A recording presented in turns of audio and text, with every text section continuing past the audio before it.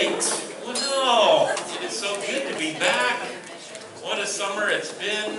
I think I've seen most people here between last week and today. So let's have a prayer. I'm going to walk you through some things.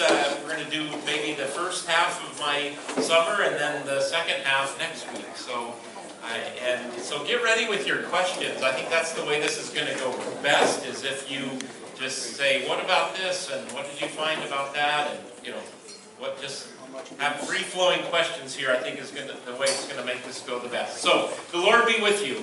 And also with you. Let us pray. Gracious God, be with us in this time of conversation, learning, and sharing. Thank you for this amazing family and amazing congregation, for their excitement about my journey this summer, and for that this was our journey, that this was an event for all of us. And so I pray that you'll guide me and guide us as it is shared today. We pray this in Jesus' name. Amen.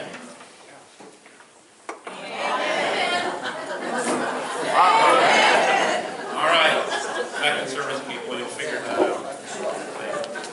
Okay, so I decided on this slide because I did a lot of traveling on the plane. Frequent flyer miles actually mean something now.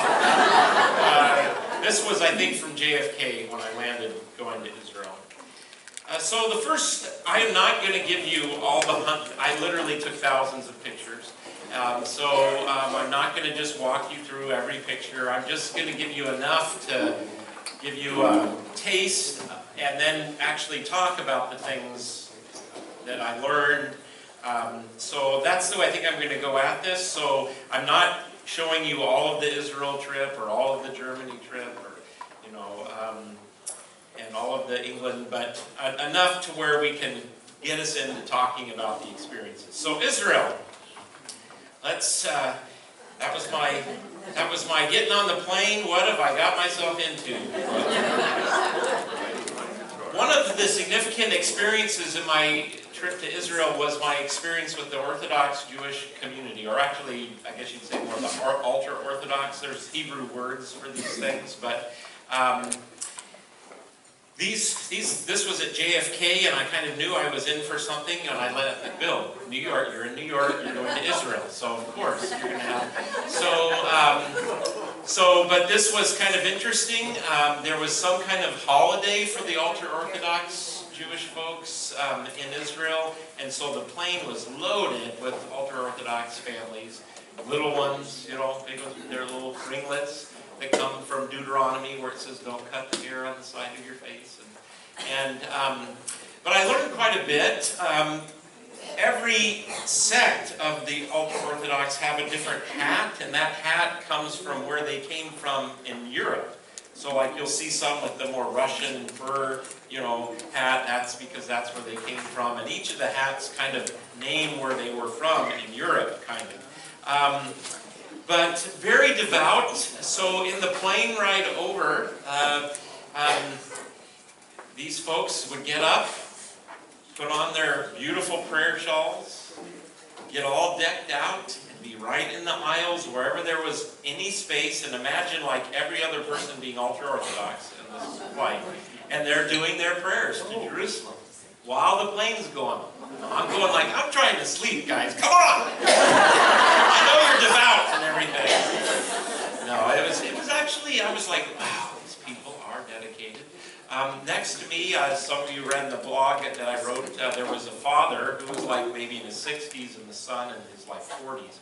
And literally when they weren't sleeping or up praying, they were reading the scriptures. And they were reading in Hebrew, and the father was instructing the son, 60-year-old instructing the 40-year-old son. And he was not just like, okay, Dad. He was like, I was like, wow.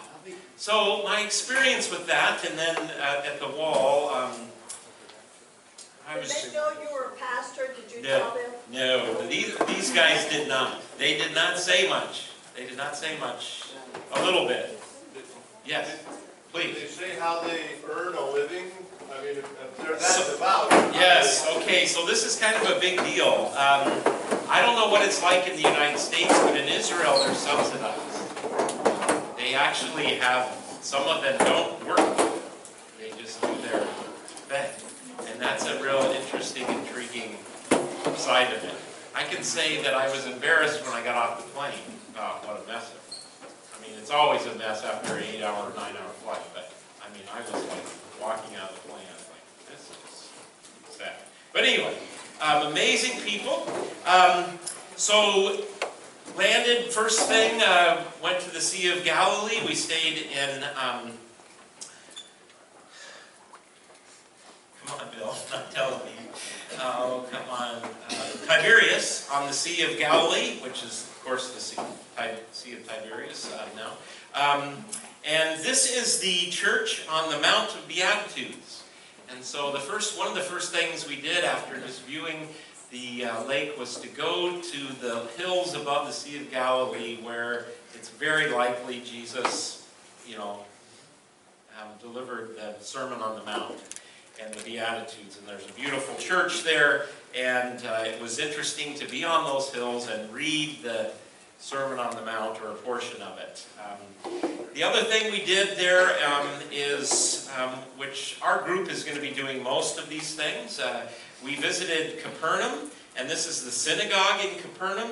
Now the actual synagogue of Jesus' day is below this. This has been built on top of the location, but it was the exact location of the synagogue where Jesus gave, some of those really important, amazing sermons. And then just a stone's throw away, because you hear about Peter's mother-in-law, that Jesus went to Peter's mother-in-law's house and he did some healings. I always thought of that as like a couple-hour journey or something, but it's a stone. I could literally throw the stone from the synagogue to where this house, where they unearthed the dwellings, and they actually have found artifacts here that make them very confident. I mean, you don't know for sure, but very confident this might have even been Peter's house, Peter's mother-in-law house. And so you're looking down through a deal there. So that was just interesting to just make connection with all these stories with actual geography. It's hard to do it otherwise. Here we're on the Sea of Galilee. This is Mount Arbel. They call these things mountains, which for us in the West, it's like, you mean the hill? But the reason I put this up here is the important, if in between where I am and that kind of cliff there, which is called Mount Arbel, is roughly the town of Magdala, or that they found in 2009. And the reason that's important is on this side of the cliff is the trade route of Jesus' day. So this was a bustling, important area. And also this part of the Sea of Galilee was the Jewish area. I never really thought, I don't know why I hadn't thought about it, but in Capernaum and in Nazareth, that was all Jewish areas. And they know this because they don't find any pig bones, they don't find any, they know this was the Jewish side. The southern or western side of the Sea of Galilee was the Gentile Roman side. So in the Gospels where it says Jesus and they went across the lake, and then they hit the big storm. The disciples would have been like, are you crazy? That's where the demons live. That's where the Gentiles are. Why are we going over there? And Jesus says, let's get in the boat and go across the lake.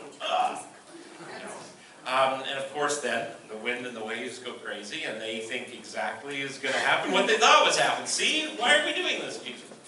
And of course, when he gets across the lake, that's where he, casts all the demons into the pigs, and they go running. So that was something that just being there from a geography standpoint was kind of cool.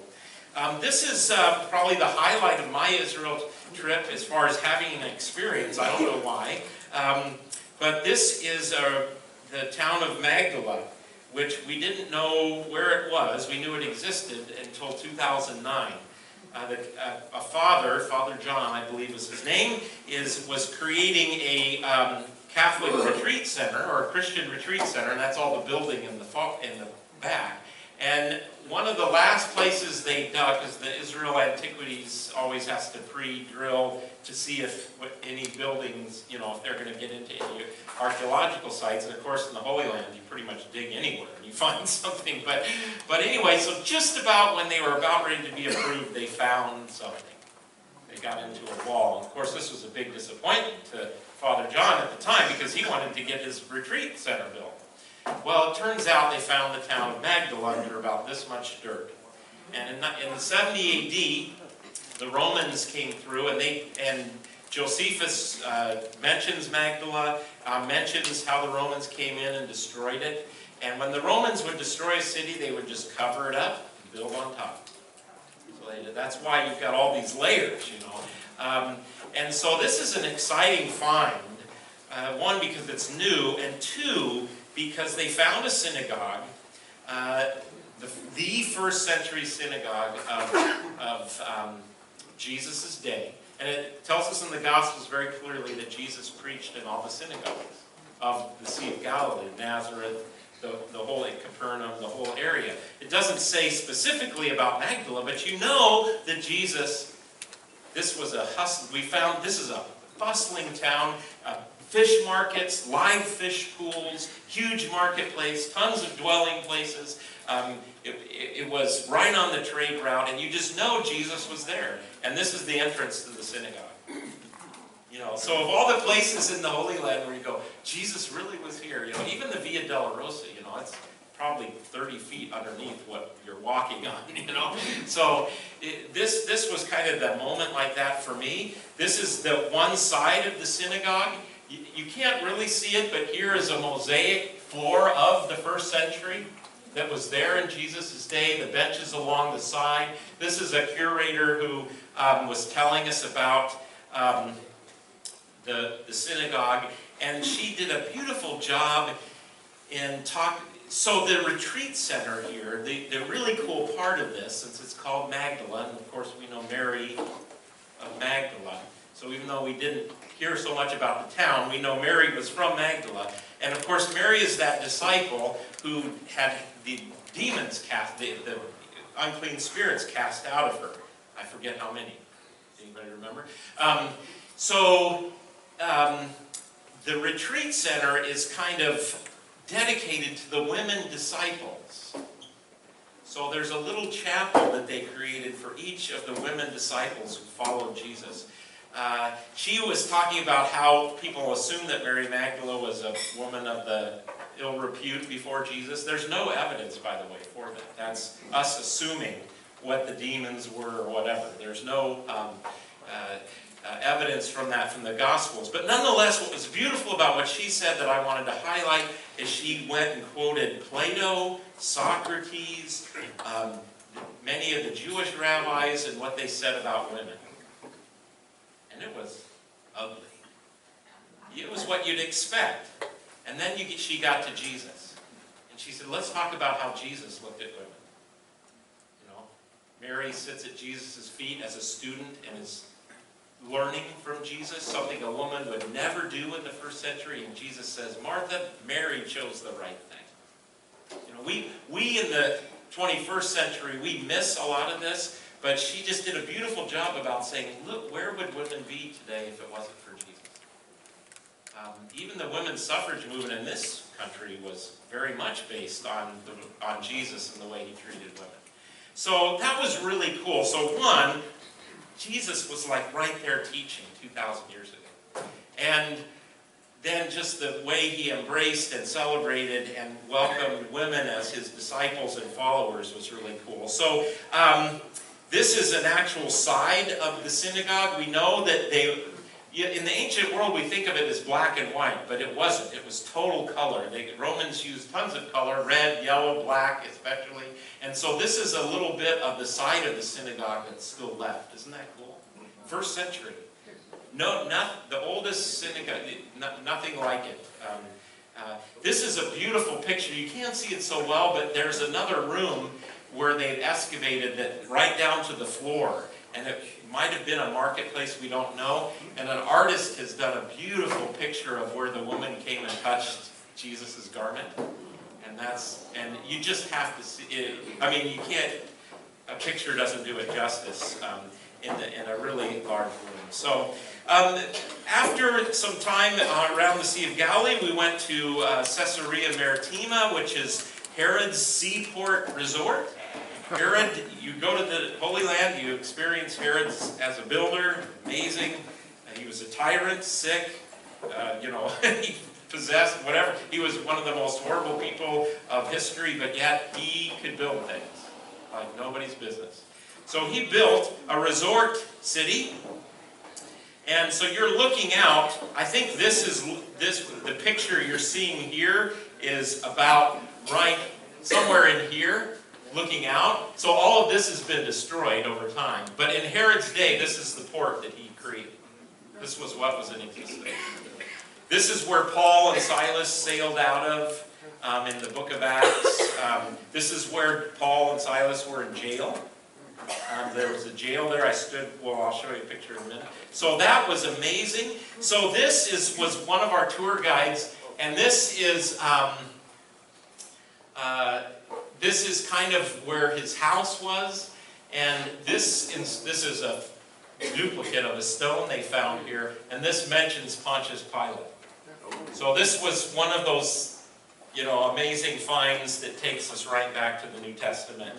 And so this is where they found that. Kind of right over here on the right is actually the jail where Paul was imprisoned. Herod, I don't know if I put it, I just couldn't get enough slides up here, but the aqueduct that you've seen all the pictures of, the beautiful aqueduct, that's hundreds of miles to get fresh water to this place. And I didn't put the picture up there. I'm bummed I forgot to put it up there, but maybe next week I'll show you. But out beyond, if you just out beyond there, you can see still in the ocean this big rectangle. And have any of you guys gone to a nice resort? And what do they do now when they have a resort on the ocean? You can swim in the ocean, but what do they got to do? They got to put a swimming pool in the ocean, right? Herod was the first one. It's still there. Built freshwater swimming pool into the ocean. And you can still see the outline of it there. The guy was crazy and amazing. So this was a kind of a cool, beautiful, it's a beautiful city. I mean, it's like a, Mediterranean paradise. Herod had a big, theater for the chariot races there, and a big, huge amphitheater that was built that looks out onto the ocean, and so we got to see all of those things. So anyway, that was cool to kind of connect to the book of Acts. Our trip then journeyed to Israel. We're in Israel, to Jerusalem, and this is a picture. Down below is the garden, where Jesus would have prayed, and the olive trees. But before that are hundreds and hundreds of years of burial sites. The largest cemetery around, and I hadn't really thought that was there and a part of the trip. But so we start there, and then we walk into Jerusalem. And again, I'm not giving you all the pictures, because I want to get to what did I learn from this trip. I went to the wall at night, to the Western Wall, and again, the amazing folks there praying. The ultra-Orthodox wear black because they're in mourning for the temple. The temple's destroyed, so they're in perpetual grieving. So that's why they wear black. They put the little prayers in the slots of the wall. The bottom part, not necessarily the top part. The top part you can see are smaller stones than the lower part. But the lower part is definitely what was there that King Herod built around the Temple Mount, and when he didn't totally rebuild, but remodeled the temple. And that started before Jesus was born and was finished while he was growing up. So the construction was going on during his life. And this is the part that you can access that's left, but it goes way down below. And there are stones that Herod had his stonemasons carve out that are easily the length of from there to that wall and the height of this room. And what I didn't really realize, I thought, how did they get those stones there? Well, Jerusalem is built on bedrock. So they just quarry and, they just basically, Jerusalem it used to be a big, more of a, not a mountain, but, and it just keeps, because they just kept taking bedrock and building. They didn't have to go anywhere. It is bedrock. It's really fascinating. In fact, in the Lutheran Church in Jerusalem, down underneath the Lutheran Church, the Redeemer, I think, is the name, and they have an archaeological display where you can look down, and at the very bottom you can see the bedrock and see how it's been quarried out. Where did all these stones come from? They came right from there, and that's how Herod built things. You find little moments where, wow, this is really where Jesus was, that they are 100% sure that this is fairly recent, that this is the pool of Siloam that's talked about in the Gospels. And it's something that you see as you go through Hezekiah's tunnel, which I don't have pictures of because it's very dark, but it's about a half-hour walk through bedrock where Hezekiah dug down to that water source, which was outside of the wall of Jerusalem, because he knew the Babylonians were coming. So, I think it was the Babylonians, but anyway, so he dug down, and then his engineers came from 2 different places, and they actually met up. No compasses, and they met up. And so it's a little tunnel about the size, you walk through this way, that goes out to the water source outside of the wall of Jerusalem. And so what he did then, once he succeeded with that, he destroyed any semblance of where the water was outside, so the sieging army wouldn't know. And that way they could hold up in Jerusalem for a long time. That shows how survival was the thing. And but anyway, so water is a huge deal there, and that was cool. So this is a picture of the Church of the Holy Sepulchre right here, those 2 domes. This is actually from the tower that's at the top, that's a part of the Lutheran Church of the Redeemer, which is built, I think, in the end of the 1800s, I think, early 1900s. Because, the Lutherans, we had to have a stake in Jerusalem, too. Everybody had to have everybody wants a stake, in Jerusalem. And so I went up this I got claustrophobic. It was literally walking up like this, a stairway. I was like, please let me get to the top quick. Ah! But anyway, it was really cool when I got up there. It's not something everybody does, but... About what percent of the population are Lutherans? Very small, very small. So in the Holy Land, the Lutheran presence is primarily Palestinian people, Palestinian Christians. And that is an interesting dynamic. It's something to talk about when you go to the Holy Land is, obviously the tensions between the Palestinian people and the Jewish people. And that's certainly one of the things that struck me the most. Is that division. I mean, it's, in Jerusalem you got 4 quarters, Armenian, Christian, Muslim, and Jewish quarter. It's all. And it's very clearly divided, and when you change from one to the other. But a very small number of Lutheran Christians, very small number of Christians. I think it used to be 15%, now it's down to 3. Christians are exiting the Holy Land like crazy. So that's a big deal. So the Lutheran church there has a pastor. I don't know that it's a self-sustaining, but there's a Lutheran church in Bethlehem, which is where the Palestinian kind of population, but there's a significant, the president of the Lutheran World Federation, Bishop Yunnan, is a Palestinian Lutheran pastor. But yeah, so not very many, yep. So why do you think the Christians are leaving Israel? The threat of Iran? Why are they leaving Israel?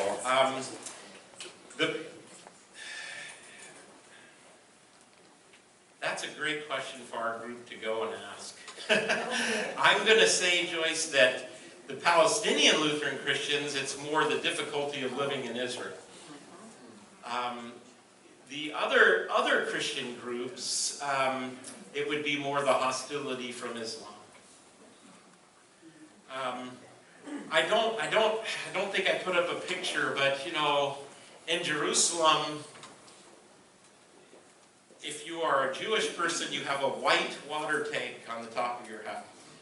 If you are a Muslim, you have a black water tank. They mark what house this is by what color water tanks you have on top. There are places where the Muslims own the ground, but the Jewish courts have ruled that they don't own the space above, so you have Jewish communities living on top of Muslim communities in Jerusalem. They have to, in some cases, they have to have like chicken wire, to keep stuff from being thrown down. Yeah, it's true.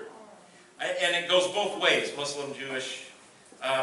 Going back here to the wall, right up above this is the Dome of the Rock, the Temple Mount.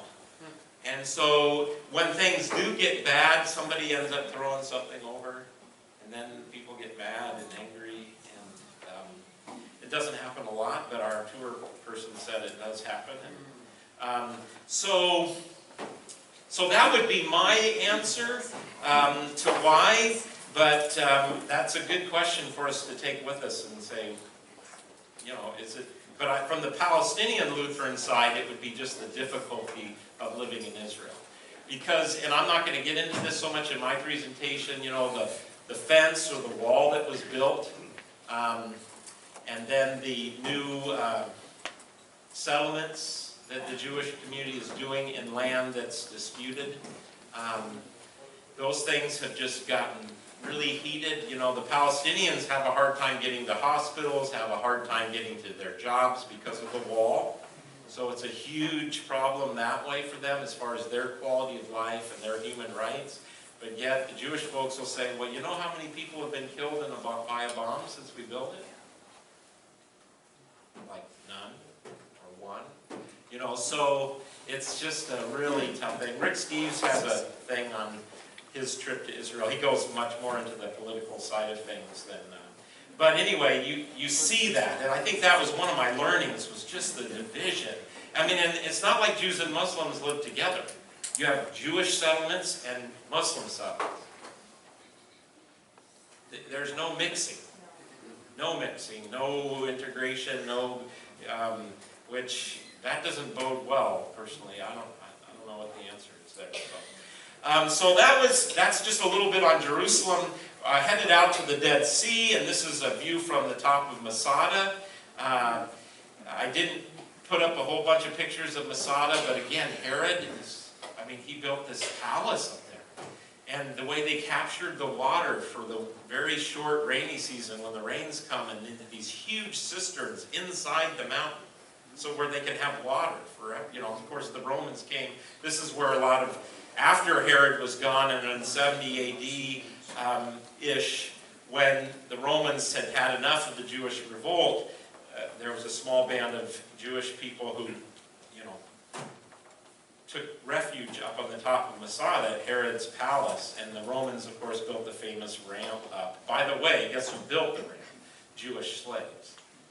People they had conquered, they made them build the ramp. Can you imagine? And of course, when they finally did get up there, all the people had taken their lives. But there's a synagogue up there that they've discovered. And in fact, while I was up there was a Jewish congregation that had come in and were worshiping in the synagogue on the top of Masada. They brought their beautiful Torah, all decked out, and they were singing songs and dancing, and it was quite something. So that's the view of the top of Masada. And then, and yes, I did, although I'm not showing you any pictures of me in the mud bath in the Dead Sea. I didn't want to ruin my phone. That's salt water. Let's just say you don't want to have any scratches on your... It is intense. They said, whatever you do, don't wipe your eyes or anything. You literally, it's so salty, if you had your hands in the water and you did this, you would have to get out. You wouldn't be able to open your eyes. It's that. But you do bob like a, you know, I was floating. I was praying and relaxing in the Dead Sea. So, it was cool. That's cool. So anyway, so that's, you know, that's enough of the Israel trip. I want to hear some more questions from you about my trip. This was in Jaffa, which is near Tel Aviv. The night we were leaving, a beautiful sunset. This is a mosque there. And I just took that picture because a lot of my summer in Ethiopia and in Israel dealt with the question of Islam and the challenge of Islam. And how do Muslim-Christian relationships, and that's certainly something you see in Israel. So I think about this saying, what does the future hold in that regard? Please, so now questions about anything with Israel. Matt? My question is, how much in common is there between the Orthodox Jew, the way they operate, and the Orthodox Muslim? How much in common with the Orthodox Jew? The way they approach life in the world. Yeah. Well, I'll say this. So Matt's question, if you didn't hear it, was how much in common in the way they approach the world are the ultra-Orthodox Jews and the more kind of passionate, you know, Muslim folks. This is what I was very clear that's different from the United States and Europe. You've heard of postmodernism? Postmodernism says that, well, your truth is your truth, and my truth is my truth, and yours is just as valid as mine. Mine's valid too, but you can have your truth, and I can have my truth, and, you know, we all have our truths, and we shouldn't fight about it. That's in essence the source of all evil from a postmodern mindset, is that people believe in ultimate truth. Because when you do that, you're going to kill people. That's the postmodern, that's my take on postmodern modernity. They don't believe in that. They believe their truth is the truth. Which from my angle, I had quite a lot of respect for, but you know, but I could see the danger. I could see why postmodernism exists, why people think that, well, hey, most of the wars have been over religion and all this stuff, which isn't totally true, by the way, but that's what's you know, heralded for this kind of more modern worldview. Very legalistic, Matt, I'm going to say. The common worldview, I'm going to say between both of those, and I'm not an expert on Islam, so I'm probably not, you know, qualified to speak, but both, I came away with just such a sense of burden under the law. There was joy in it. I mean, there was joy in the law. There was joy in, you know, like the Psalms talk about how I love the law of the Lord, you know, but it just seemed, of course I'm a Lutheran, you know, but it just seemed to me to be so oppressive. I mean, when you walk into the Temple Mount and the Dome of the Rock, which, by the way, is a thin layer of gold, not always that way, just semi-recently by the King of Jordan, which was probably his way to put a little stake in the say-so. I mean, it just felt, I was trying not to be biased, you know, I'm a Christian and stuff, but it just felt oppressive. I mean, the women, you know, there's police there when you walk in. If you have any exposed skin, you know, or whatever, they don't just say, ma'am, would you please? They say, hey, you know, go buy this shawl. Which is making some money, you know. But, you know, I mean, it's serious. We were, one of our group, and I was the oldest of this church that went, believe it or not. I mean, 20-year-olds kept ponying up $4,500 to go to Holy. I mean, it's amazing, the commitment of this group. But you know, they were kind of joking around, kind of, you know, in the Temple Mount, and quickly, this is a holy place, you do not mess around with, you know.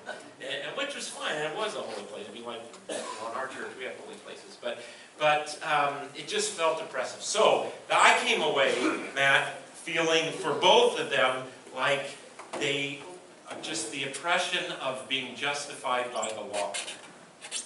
And I know that may be an unfair criticism, but that's the way I felt. So that's the similarity, I would say. And then their view of the truth. You know, truth is not, you know, whatever you make of it, or your truth and my truth. Yes. What was the temperature like? It was comfortable, but the day after, 2 days after we left Jerusalem, it went into the hundreds. So we totally skirted, but it could have been really, that would have been tough, yeah. What was the best thing you ate in Israel? Definitely the falafel that I had in Bethlehem. Yeah, it was definitely the best. And the lamb there is awesome. Yeah, so, yes. In Caesarea, Yes. you realized that, at least until a few years ago, that was the only golf course in Israel. Is that right? My question is, did you play 9 holes? I didn't play 9 holes. And even worse, when I was in Ireland, I didn't play golf either. I know. I'm curious though, what was Yes. your thinking block? You mentioned spending time in the Garden of Gethsemane. Yes. And so in that context, in the short time you've been back, when you read about these places now, or you do your studying or Yes. sermons, does it give you much different or a new perspective on this? Yeah, does it give me a new perspective? The way the pastor who was leading the group that I was in, the church said, this will make your faith more concrete. I don't know if that's the best word, but all these places I've read about my whole life, to be there puts a whole different view of it. Now I know what it was like in the Garden of Gethsemane. I mean, they have olive trees there that aren't 2,000 years old, but hundreds and hundreds and hundreds of years old. And you just go, wow, this is really where Jesus prayed this prayer and where he met his disciples. And just to put a place to those names really did have an effect on me that I didn't actually anticipate. I wasn't sure, how that would affect me, and it really did. And just to put the geography, we went right to the valley where they know for sure, and there's a lot of places they don't know for sure with a lot of this stuff, but they know. I got to hang out in the valley where David and Goliath went at it, and the Israel army was over here, and and the Philistines were over here, and it's like, oh, now when I read that, I have a picture. So absolutely. So now I have pictures. Sea of Galilee, especially. You see pictures of the Sea of Galilee, it just looks like a lake, but it's in such a bowl. I mean, it is really unique. It's very interesting. So I think it really did that for me. I think it did give me a picture and make things more concrete. So, yeah. Good. Other questions about Israel, and then we'll move to the European side. Yes? Just wondering if anywhere you went, were you restricted in taking photos? Yes, in some places, but mostly not. Some of the Catholic churches on holy sites, they discouraged that, mainly because people were praying. Let me use your question there, Tom, to say the one thing. Well, I wrote down a few things, and I think let me just put them up here and make sure we get them all. I was so edified by the devotion of the people going to these sites. I mean, there were people from Africa, from South America, from Mexico, from Europe, from every place in the world. You saw pilgrims coming to these holy sites. And that really edified me. That was like, wow, we are in a big family. We are in a big family. I did not feel alone as a Christian in the world. Every different language you can think of. So yes, there was some restriction, but not a lot. Not a lot. And then, of course, with my phone, but I just admitted it on the tape. I broke the law. No. So some places really discouraged it, but most places not. Yeah. So no, I was very touched by the pilgrims. Yes, Greg. Were police or security highly visible? Because I've heard that all Israeli citizens are. So all Israeli citizens have to serve in the military, and you see them most places you go. These young people with M16s, I did not feel unsafe. In fact, Israel takes security so seriously, we were smart and we didn't go places by ourselves, and even going into Jerusalem at night was really fun. That was so cool. To the old town. I never made it to the New Jerusalem, which is basically a modern secular city, as is Israel. I mean, a lot of people don't know, but Israel is a secular nation.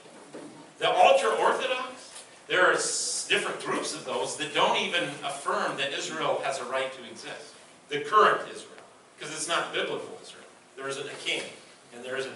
So they totally think Israel is divine. So because it's not the biblical Israel.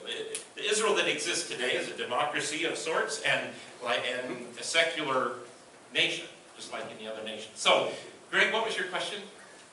I forgot. Did I The answer? presence of security. Oh, presence of security, yes. So yes, lots of security. I'll give you a quick little story, though, on that. So when we're leaving, the pastor of the church that I went with, Christian was his name, and so he said, he got up on the bus and he said, now listen, no one needs to be scared. Okay, you don't need to be scared. Of course, when somebody says don't be scared, you're and he said, you are very safe in this airport, but don't mess around. And he told this story, that one of the more gregarious people in like the second or third trip they make, and they go every year, I guess, for the last 10, 12 years, just made a joke, and as he walked into the airport and said, I probably shouldn't say the word bomb, but whispered, like, they almost didn't get on their plane. 3-hour holdup. From the minute you walk into that Tel Aviv airport, they are scanning your body temperature and see if you're nervous. They are listening to everything you say, every word you say. I mean, the security there is unbelievable. I felt very safe. So, and but Greg, let me just say a quick word about the military experience. We went to the Holocaust Museum. I didn't put it up here. It would have been fun. Maybe next week I'll get it up there and figure out a way to play it with the sound.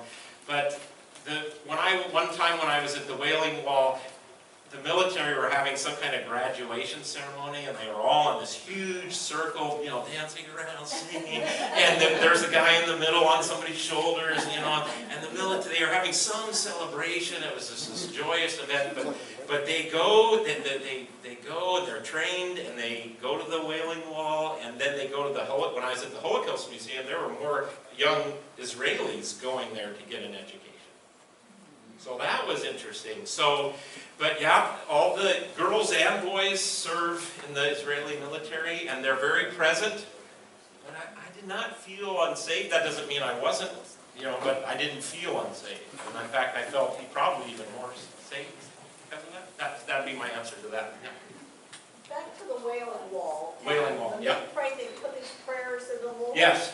Do you have any idea what happens to those old papers? I don't know how long they stay there. It rains and they just disintegrate. But yeah, in every crevice you can't even, I don't know how they stick prayers in there because they're still there. So I think they just eventually just wither away. Yeah. Yes, Peggy? Did you feel pretty safe?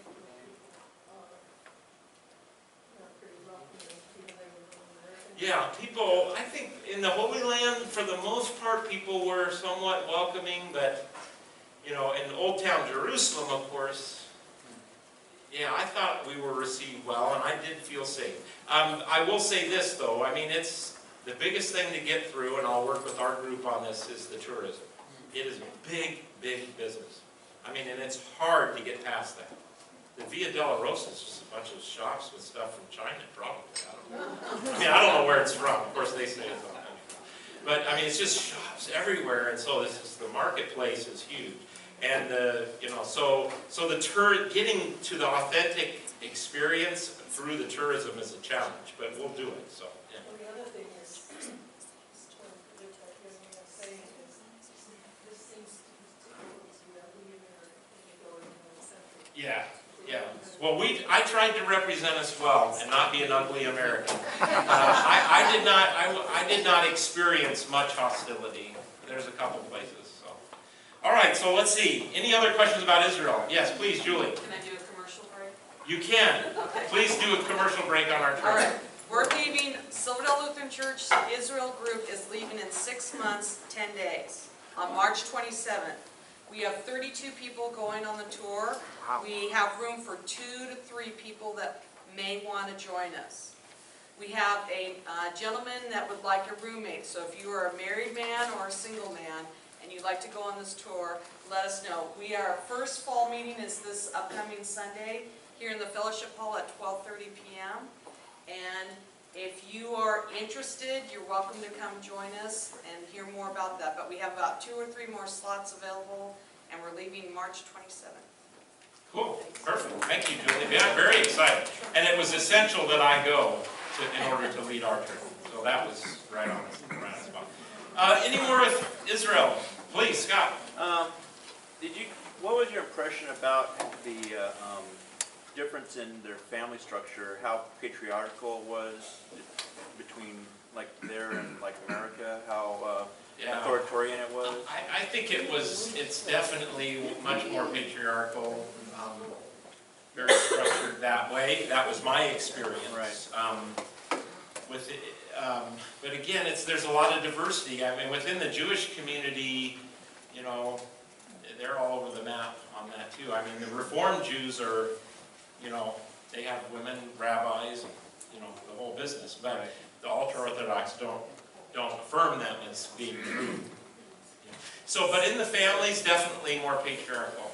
When I get to Ethiopia next week, you know, that's a real interesting thing what's going on there. But so I would say that would be the case. The pastor of the Lutheran Church in Jerusalem is a female. Which is, that'd be I never got a chance. I kept missing her. I never got a chance to. It would have been fun to ask her how receptive are people in that regard. So, all right, good. Yes. Did I hear the call to prayer for the Muslims? Of course, you can't escape. That's everywhere. And, you know, Muslims in their communities, wherever there's a mosque, there's the big tower, which is specifically there to broadcast the call to prayer. Very, very beautiful in some cases. I asked a couple people about it, and evidently that's quite a prestigious thing. And you know, what good are you, and how can you embellish it? And oh yes, it was very much there. You know, the Islam thing, I can talk a little bit more next week, but this is a complex question, and people come at it with way oversimplified answers, either on one side that Islam is all violent and hateful people and terrorists, and the other side, Islam is perfectly peaceful, let's just all get along. I think those are both extremes. My experience of Islam in the Holy Land and in Ethiopia is extremely aggressive, and they want to rule the world. Not necessarily violently, but that's their goal. Well, we're called to evangelize the whole world too, right? So they believe it. Whether it's done peacefully or otherwise, they are trying to win converts, and that's okay. I mean, I love what I think I wrote this in a blog. And again, this isn't so much. I'm not sure how Muslims feel about the postmodern world where everybody's truth. I'm sure there's some imams, and I see some ELCA pastors getting together and they have conversations, and that's great. That's beautiful. The Islam that I experienced, which was not violent as far as like terrorist type thing, they're just very zealous, very committed folks. They believe they have the truth and that Christians are wrong, and they are out there trying to spread their... And so Luther had something to say that struck me. I've never been able to find it in my Luther works, but I'm sure he said it because it's in the Luther Museum. And he said, "Let the minds clash, but keep the fists down." And I really like that. And that's what I think we should, with Islam, let's let our views clash. You believe this, we believe this, but let's keep the fists down. Let's work for justice together in the world. I affirm it. Let me just be very clear, and I'll say this again next week. There is no Christian basis to say anything negative to a Muslim, to treat them with anything but respect. There's no Christian basis. And the Ethiopian missionaries who were training people to work in Islamic areas say the number one thing is we teach our people respect. That they teach respect. That doesn't mean you agree with their perspective, but we must respect each other. And boy, I wish some of that, but the tensions around that are huge. But Islam is, so I think we should take off our blinders when it comes to Islam, but at the same time, we can't allow, some extremists to color all of Islam, because that would be wrong too. The Wahhabis in Saudi Arabia, that's interesting, and I'm getting on to Ethiopia now, but they come in, they have all the money in the world, and they come into these poor countries in Africa, and these young men, convert, and you get money and a job. They're buying converts. And I was told this by people that I trust and respect that aren't just trying to badmouth Muslim. But that's the Wahhabi version. And there's all kinds of versions. In Ethiopia, this guy, the missionary I was talking to, says there's 18 different kinds. And he has to train people 18 different ways to minister to and work with people in Islam. So it's complex. We want it to be simple, but it's not. Islam is very complex, but it is passionate, and I think I don't know what to do with it, but that was a big part of my experience this summer. Both actually a little bit in Germany too. So, okay, we got 10 minutes. One comment for the people who are going to Israel, we fly, according to our flights, we're going to be flying in Frankfurt. You will find the same thing there that you find in the airport. Yes, Tel Aviv. sure. Oh yeah, great security. Police, Oh yeah. I was not worried, although, what was it? It was the same day we were flying out of somewhere in Germany that they had the explosion in Istanbul. Was it in Istanbul? Yeah. That was a little freaky, but it's a risk everywhere, but security is being taken very seriously. So, all right, move from Israel. We won't get through Germany, so maybe we'll have to do 3 weeks on this. Do you mind? I don't know. Whatever.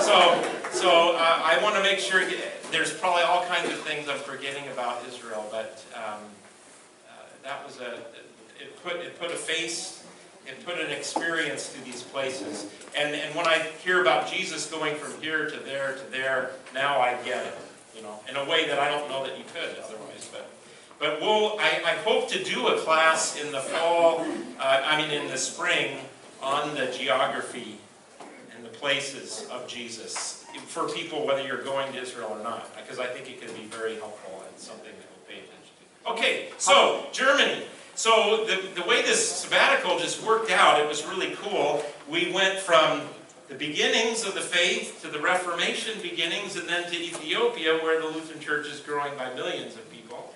So, it was really cool, the progression. So, this, of course, is the famous Wittenberg door, the door to the castle church, where Luther posted the theses, the 95 theses against indulgences and whatnot. These, of course, are decorative bronze doors, but most of the castle church, by the way, was destroyed in between now and when Luther lived. The only thing that really was there when Luther was around is where he's buried.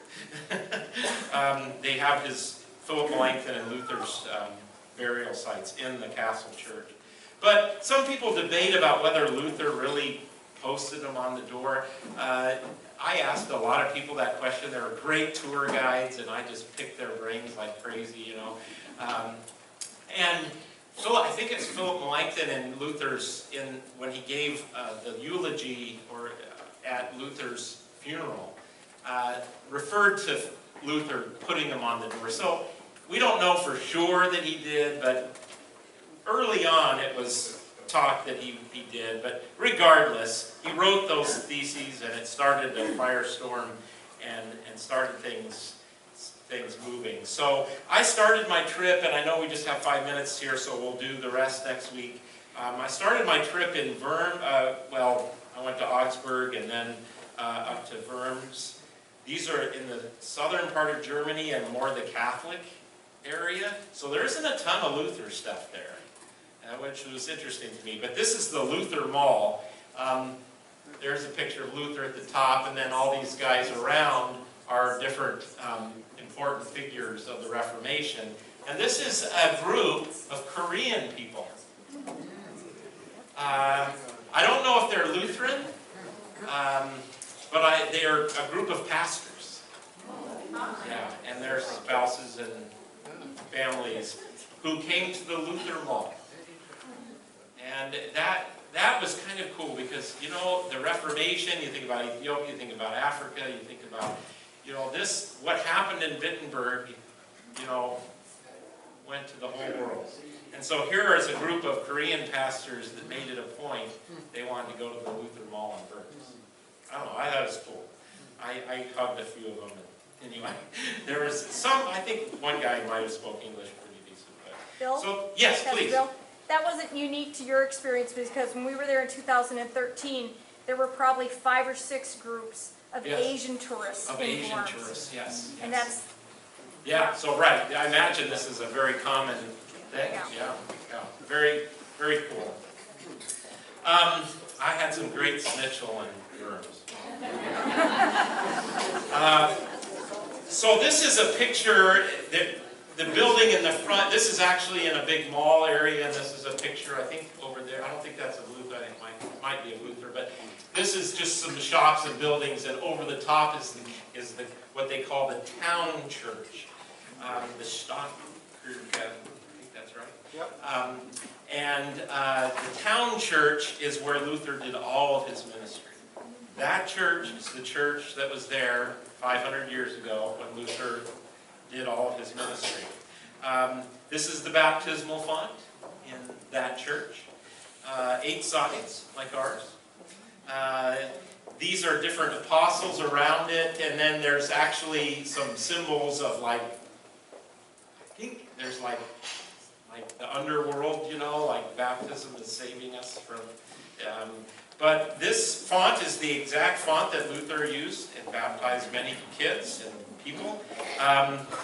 This is the pulpit that Luther preached from. It's in now the Luther Museum. It's not in, but it's not huge. I mean, my head probably comes up to the middle part of the top part if I were to be standing next to it. That's not Luther around. Those are the 4 evangelists around the side. So I did my preaching and ministry in Wittenberg in the sacristy of the town church. So it was kind of cool to think, wow, this is where Luther got dressed and went out and did his ministry. That's the door he walked through. That's the door to the church. This is the inside of the town church. It's absolutely beautiful and simple compared to the great cathedrals, you know, you think about, like the castle churches. But I just found it more down-homey. The pulpit up here on the right, I didn't preach from. I'm so tempted. But this is just before the service I did one of the Saturdays. We had a huge, wonderful group of folks. The pulpit was not there. I think the pulpit in Luther's day was over on the left. Let's see how we're doing here. So I won't go into detail on some of these. I'll just whet your appetite for next week. In the far middle here, you see the altar, and then these beautiful pieces above the altar were put there after Luther died. They were painted by Cranach, the elder, who was Luther's media guy. You've seen a lot of Cranach's works, perhaps, but the interesting that struck me, we were talking about all the multimedia now. Well, Luther would meet in Cranach's little courtyard, and they would talk for hours and hours, and Cranach took the theology and put it into paintings. I mean, it was truly, and he did all the woodcuts, and there's some paintings that tell the whole story of the faith, and it's just, that's something I really learned, struck me, it's like, wow. I mean, Cranach was his kind of publicity guy, you know? And then, of course, the printing press, which was right there in Wittenberg, too, and you can visit that and see where it was where his stuff was printed and whatnot. But these altarpieces are beautiful. I'll talk to you about those next week. I've got pictures here. So there I am, getting ready to preach. I wanted to tell you about this gentleman. He was one of the tour guides, and he grew up in Wittenberg. So he grew up under the GDR, the East Germans. And all of his kids have been baptized in that font, where Luther, that was... he would sometimes tear up, and he wasn't joking, and he wasn't just doing a show, when he'd talk about Luther and the church. And he goes to this congregation, he worships there every Sunday, and I was just really touched and fascinated by him. And also to hear the experience that they had when it was East Germany. And people weren't so much like taken out and killed, but you'd lose your job if you were a Christian. If you wanted to have any financial gain, there's no way, you had to make huge sacrifices during that time. But we met during the week with at a little local pub restaurant, and it's the meeting's designed. The German word is escaping me now, but nonetheless, they want English speakers to get together with Germans who are trying to learn to speak English, so you speak English and they can get practice. The folks that most of the time came were the tour guides who were doing English tours, and they wanted to work on their English. And so that was cool for me, because I just was sapping, what about this, what about this? And we had these huge debates about all these Reformation stuff. And, did Luther really put the things on the door? And I just got him going like crazy. I was really touched by this man. I will not forget him. Amazing tour guide. And I actually hooked in and followed along as he did his tour. I mean, people usually come for like 2 or 3 hours in Wittenberg, and I was just like, oh man, that's like, taking a tiny little scoop of the best ice cream sundae you could ever have or something. I don't know. But anyway, that's what they typically do. The Viking tours come in on the Elbe, the River Elbe, and they get off and they do Wittenberg real quick. And that's usually when people would come to our services that we did in English. So I know we got to go. This is a little closer picture of the altarpiece. I'll explain the significance of those paintings. Next week, I'll just show you pictures of them this week. That's the middle part. That's the far left, the baptismal font. It was hard to get pictures. This is the middle part of the altarpiece. And who do you see there in the bottom right? Well, that's Luther taking the cup. What he looked like when he was hidden out in the Wartburg Castle, Knight George, I guess, Joker George they called him. But when he was incognito, hiding from things, but I'm pretty sure that's Peter handing Luther the cup. And this is the Last Supper. And it's really interesting how it's set into German geography and castles. And so it's like, you don't need to go to Jerusalem, it's right here, and that was interesting. Yes, Audrey? So you said that represents the Last Supper? This is the Last Supper, yes. But Luther's sitting there. But isn't that a pig on the table? It's a lamb. Oh, that's a lamb. It's a lamb, yeah. Well, that makes sense. Yeah, not a pig. I'll explain this one next week too. That's Luther in the middle, and he's got the keys. I'll show you a couple fun ones. Look who showed up in Wittenberg when I was there. In addition to so that's the door I went out of, and of course we had to have a Luther beer here together, because he can drink legally there.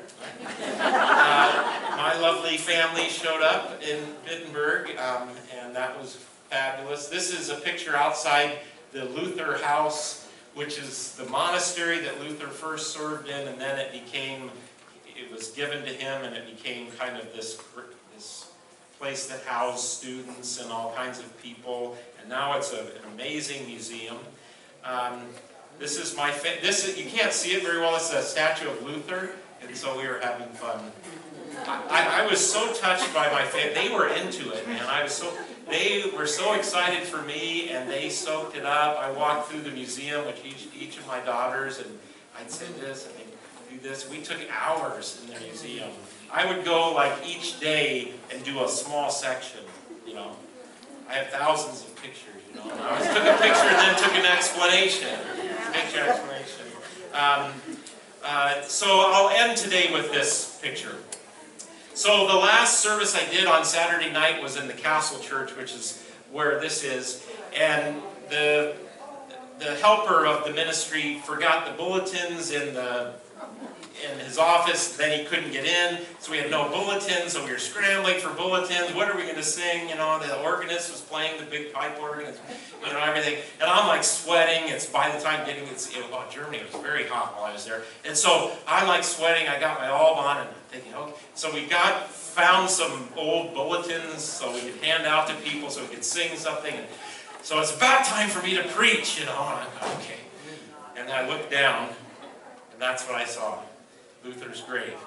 So I said, okay, I better get present here. I'm preaching a sermon, and Luther's not really, but he's kind of sitting right over there. So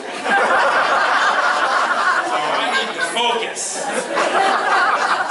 And so I tried to preach a good sermon. All right, I'll tell you a lot more about Germany, England, Ireland next week, and we'll go on to Ethiopia if we have time. If we don't, we'll do another one. Okay? Go in peace of the Lord. Thank you. Thank you for this opportunity.